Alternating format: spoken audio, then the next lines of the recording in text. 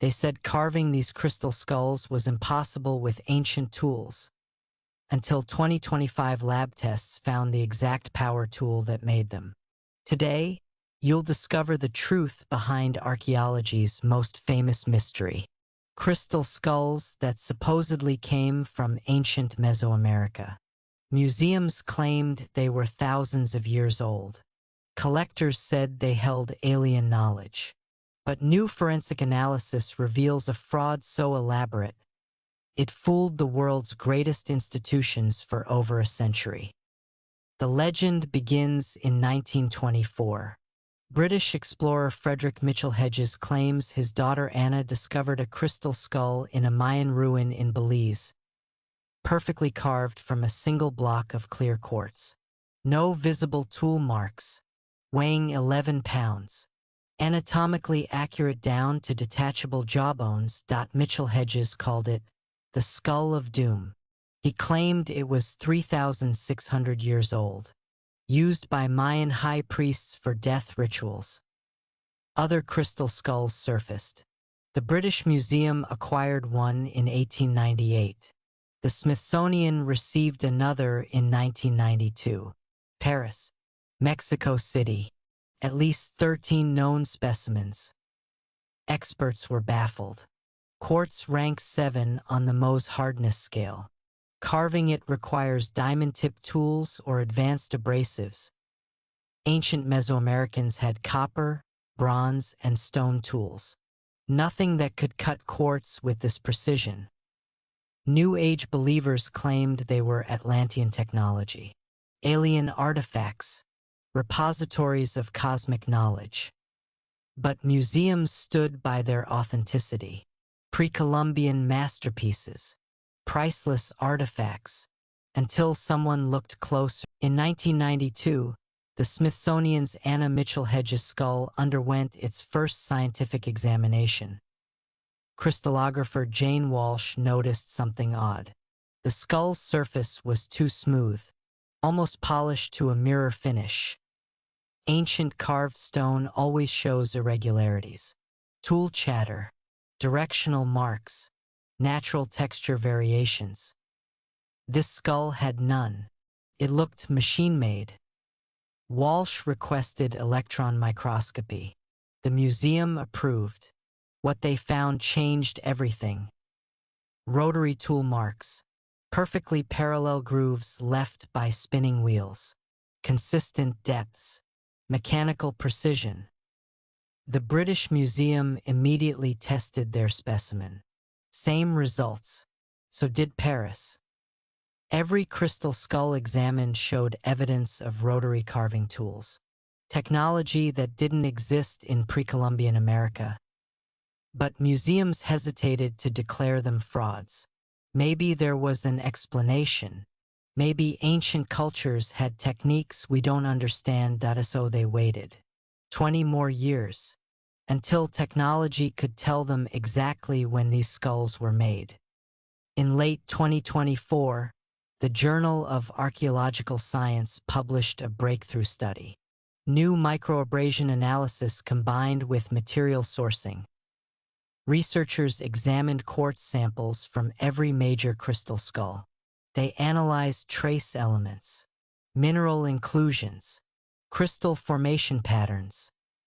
The results dropped in January 2025. Every skull traced to the same source. Not Mesoamerica, not even the Americas. Brazilian quartz deposits. Modern mining operations. Some samples came from quarries that didn't exist before 1850. But the real smoking gun came from toolmark analysis. Advanced imaging revealed not just rotary marks, but specific patterns. The grooves matched 19th century jewelers' wheels, the exact type used in Germany and France between 1867 and 1886. Researchers even identified the probable workshops. German lapidary houses in Idar-Oberstein, the world center of gem carving in the 1800s. They found sales records. Uncarved quartz blocks shipped from Brazil to Germany. Finished antiquities shipped to Mexico and England. The timeline was perfect. The techniques matched. The geography aligned. But one question remained. Who was behind it? And why did they create such an elaborate hoax? Meet Eugene Bobin, French antiquities dealer operating in Mexico City in the 1860s to 1880s. He sold artifacts to museums worldwide. In 1886, Bobin offered a crystal skull to the Smithsonian. They declined. Too expensive. Questionable provenance. So he took it to Europe. Found buyers who didn't ask difficult questions. The same skull now sits in the British Museum. Research in 2025 uncovered Bobin's correspondence with German gem carvers. He commissioned at least 6 crystal skulls, paid premium prices for Aztec-style designs. His plan was genius. Create artifacts too impressive to be fake, too impossible for ancient cultures. Museums would fight over them. And it worked for 140 years. The Mitchell Hedges skull? No record of Anna finding it in Belize. But there is a record of Frederick buying it at a Sotheby's auction in 1943. From Bobin's estate. Museums knew. By the 2000s, internal memos showed staff suspected forgery. But admitting it meant admitting they'd displayed fakes for a century. The British Museum quietly removed their skull from display in 2004. No press release. No explanation. The Smithsonian buried Walsh's report in archives. It wasn't officially published until 2008. They hoped the story would fade. Instead, New Age believers made the skulls more famous. And here's the twist.